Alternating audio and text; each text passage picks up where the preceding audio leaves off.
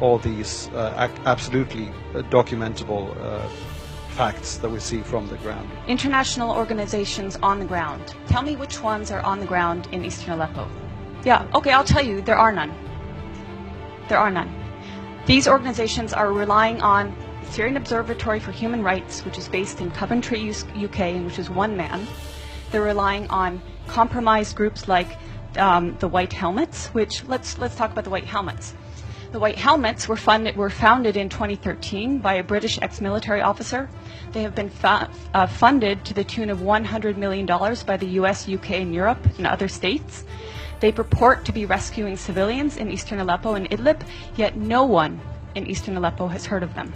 The White Helmets purport to be neutral, yet they can be found carrying guns and standing on the dead bodies of Syrian soldiers.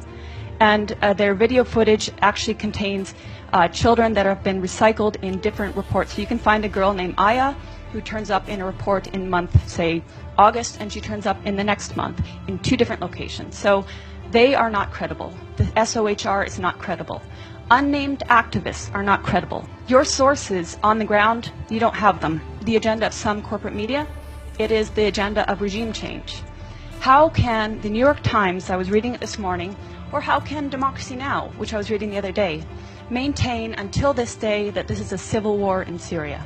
How can they maintain until this day that that the protests were unarmed and nonviolent until, say, 2012? That is absolutely not true. How can they maintain that the Syrian government is attacking civilians in Aleppo when every person that's coming out of these areas occupied by terrorists is saying the opposite?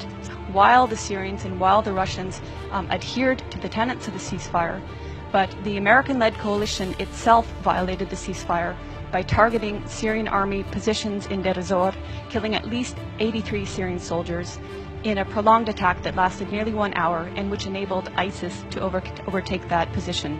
What you hear in the corporate media, and I will name them, BBC, Guardian, New York Times, etc., on Aleppo is also opposite of reality. And they have manufactured stories, and I can give you a precise account. In April of this year, there was a hospital called the Al-Quds Hospital, which in a concerted effort, all media said was attacked and targeted and badly damaged by either the Syrians or the Russians. In fact, the Russians had satellite imagery showing that this hospital was in the same shape that it was in October 2015. No difference. Therefore, it was not attacked. Months later, The Guardian, which is a prominent British newspaper, actually said the Al-Quds Hospital that it had alleged months prior to the attack and destroyed was treating victims of so-called chemical weapons attacks. So even the media that is lying is inconsistent in their lies. And hopefully, above all, the US will stop supporting terrorism and stop funding terrorism.